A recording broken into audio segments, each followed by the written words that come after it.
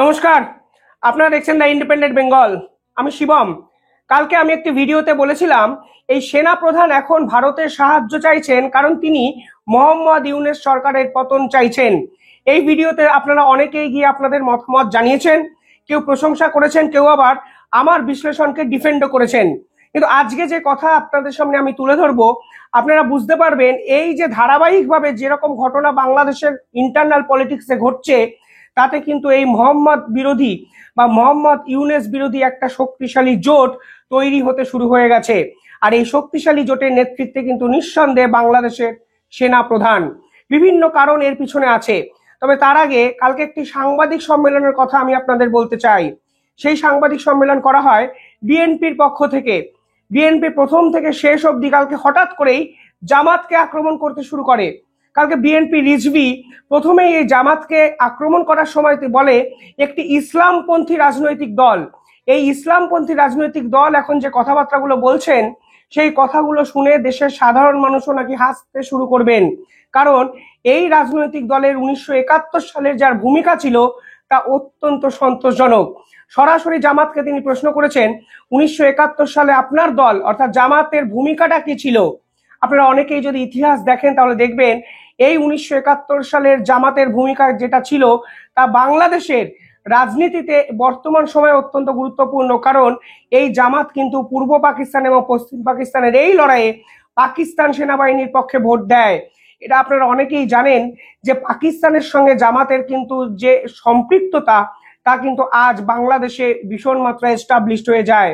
বিএনপির পক্ষ থেকে ফের এইভাবে জামাতকে আক্রমণ করার পিছনে বাংলাদেশের ইন্টারনাল পলিটিক্স যে কার্যত দুভাগে বিভক্ত হয়ে গেছে তা কিন্তু আমরা বুঝতে পারলাম। শুধু তাই নয়, তারা জুলাই আগস্টে যেরকম নির্দেশনামা তারা তৈরি করতে চেয়েছেন, জুলাই আগস্টে যারা শহীদ হয়েছেন তাদেরকে যেরকম স্মরণ করতে চাইছেন, তারও কিন্তু তীব্র বিরোধিতা বিএনপির পক্ষ থেকে করা হয়েছে।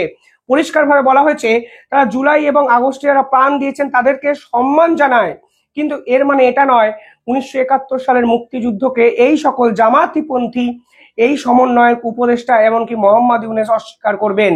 এই ছিল কালকে বিএনপির একটি প্রেস কনফারেন্স। পরবর্তীকালে কি হলো, কালকেই বাংলাদেশের সেনাপ্রধান দেখা করলেন খালেদা জিয়ার সঙ্গে। যে খালেদা জিয়া বিএনপির হত্যা কর্তা বিধাতা, আপনারা না চাইলেও স্বীকার করবেন হয়তো খালেদা জিয়াই কিন্তু বিএনপির এখনো একমাত্র মুখ, যার ইশারায় বিএনপি নামক রাজনৈতিক দলটা বাংলাদেশে ফিরে আসার স্বপ্ন দেখছে। এবার প্রশ্ন হলো, যিনি অ্যাক্টিভ পলিটিক্সে নেই, যিনি দীর্ঘদিন ধরে রাজনীতির বাইরে, তার সঙ্গে হঠাৎ করে সেনাপ্রধান কেন দেখা করতে শুরু করলেন?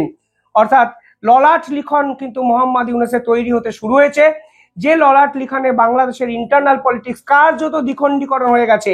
একদিকে সেনাপ্রধান এবং বিএনপির শক্তিশালী জোট, অন্যদিকে এই সমন্বয়ক উপদেষ্টা মোহাম্মদ ইউনূসের সঙ্গে জামাতের মৌলবাদী সংগঠনের জোট। আর এর ফলে কিন্তু পক্ষান্তরে বা অনেক ক্ষেত্রে আওয়ামী লীগও অ্যাডভান্টেজ একটা পজিশনে পৌঁছে যেতে পারে কিছুদিনের মধ্যেই। কেন এবার সেনাপ্রধান এই খালেদা জিয়ার সঙ্গে মিটিংটি করলেন? দেখুন, কালকে একটি ভিডিওতে আমি এক সম্পূর্ণ বিশ্লেষণ করে বলেছি খালেদা জিয়ার শুধু সাথে মিটিং শুধু নয়, সেনাপ্রধান যে ভারতের সঙ্গে বন্ধুত্ব রাখতে চাইছে তার পিছনে সুনির্দিষ্ট কিন্তু কিছু কারণ আছে। কালকে একটি ইন্টারভিউতে এই সেনাপ্রধান পরিষ্কারভাবে বলে বাংলাদেশ কিন্তু কোনোভাবেই ভারতের সঙ্গে যুদ্ধ চাইছে না, দুই দেশের মধ্যে সম্পর্ক বজায় থাকবে এবং বর্তমানে বাংলাদেশের যে অবস্থান সেই অবস্থানে কোনোভাবেই অর্থনৈতিক মন্দা যদি ঠেকাতে হয় তাহলে ভারতের সঙ্গে সম্পর্ক নষ্ট করা যাবে না। অর্থাৎ যেভাবে দিনের পর দিন জামাত এবং মোহাম্মদ ইউনূস ভারত বিরোধিতা করেছে তার পাল্টা কিন্তু কালকেই সেনাপ্রধান দিতে শুরু করে দিয়েছিলেন।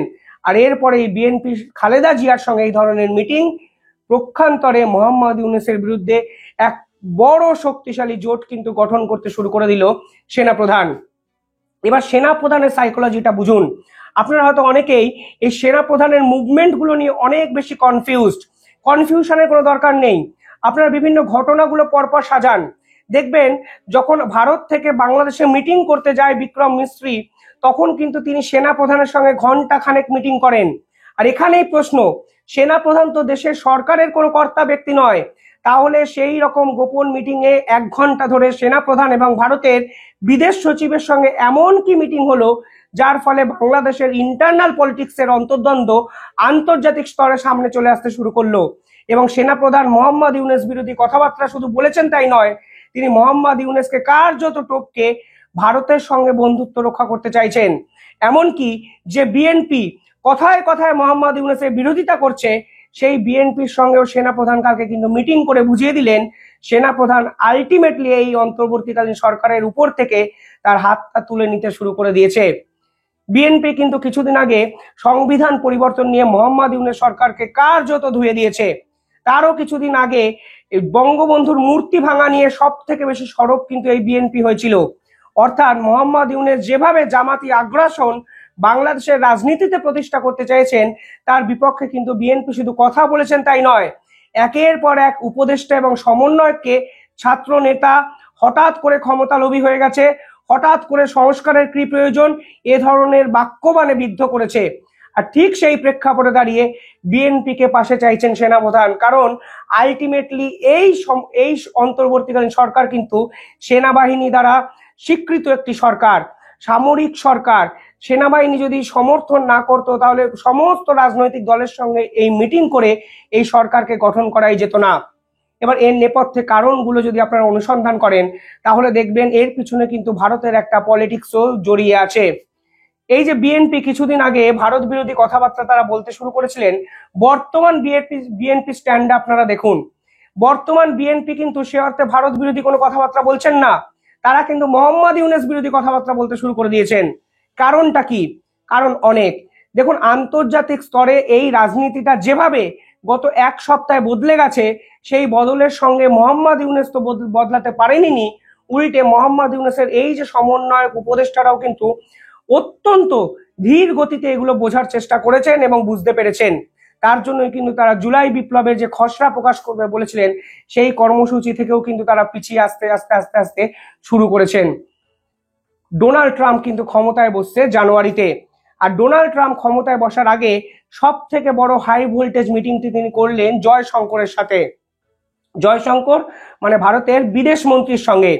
এবার জয়শঙ্করের সাথে ডোনাল্ড ট্রাম্পের মিটিং এ নিঃসন্দেহে শেখ হাসিনা প্রসঙ্গ আসবে, সংখ্যালঘু নির্যাতন আসবে এবং বাইডেনের নেওয়া একাধিক সিদ্ধান্তের নতুন করে রিমেরিট হবে, নতুন করে রিভ্যালু হবে এবং নতুন করে এই পুরো বিষয়গুলো আতশ কাচের তলায় এসে পড়বে।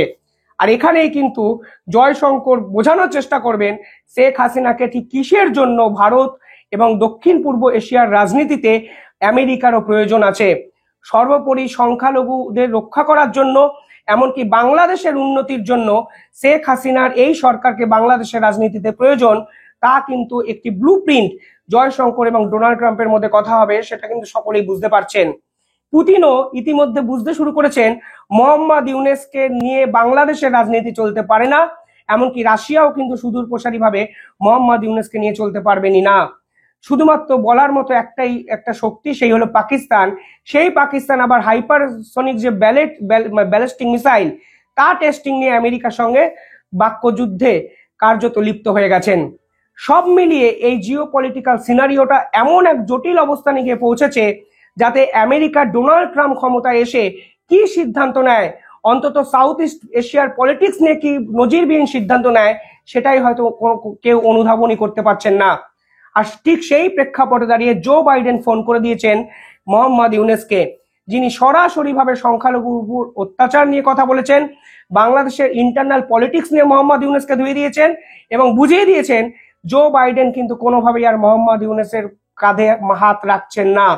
অর্থাৎ যে জো বাইডেনের সাথে এই সেনাপ্রধানের সম্পর্ক অত্যন্ত ভালো ছিল, সেই জো বাইডেনও যখন মোহাম্মদ ইউনূসের পিছনে কার্যত ছুরিটা মেরে দিয়েছেন, ঠিক তখনই সেনাপ্রধান নিজের মতো করে একটা গুটি সাজাতে শুরু করে দিয়েছেন। সেই গুটিতে আওয়ামী লীগকে তিনি পাবেন না বলে তার প্রথম পছন্দ যে বিএনপি হবে, সেটাই কিন্তু স্বাভাবিক। এবং একাধিক এমন ঘটনা বাংলাদেশ জুড়ে শেষ 3 মাসে হয়েছে, যার দায় কিন্তু সেনাপ্রধানের উপরে গিয়েও বর্তায়। চাকমা সম্প্রদায়ের উপর অত্যাচার, সংখ্যালঘুদের উপর অত্যাচার, আইন শৃঙ্খলার উপর অবনতি, বস্ত্রশিল্পীদের অবনতি, সীমান্তে কার্যত বিএসএফ এবং বিজেপির মধ্যে ঠান্ডা লড়াই, অনুপ্রবেশের সমস্যা বৃদ্ধি, মূল্য বৃদ্ধি, অর্থনৈতিক মন্দা, সমস্ত কিছু নিয়ে কিন্তু কাঠগড়ায় এই বাংলাদেশের সেনাপ্রধান। তাই নিজের ইমেজ বাঁচানোর চেষ্টা নাকি আন্তর্জাতিক যে জোট, সেই জোটে জয়শঙ্কর এবং ডোনাল্ড ট্রাম্প যেভাবে এক বাংলাদেশের এই সরকারের বিরুদ্ধাচরণ করতে শুরু করে দিচ্ছেন, তার পাল্টা হিসাবে মোহাম্মদ ইউনূস যদি বাংলাদেশের এই সর্ববৃহৎ পদ থেকে না সরেন, তাহলে বাংলাদেশের সেনাপ্রধানকে কিন্তু বলির পাঠা হতে হবে, তা কিন্তু তিনি বুঝতে পেরেছেন।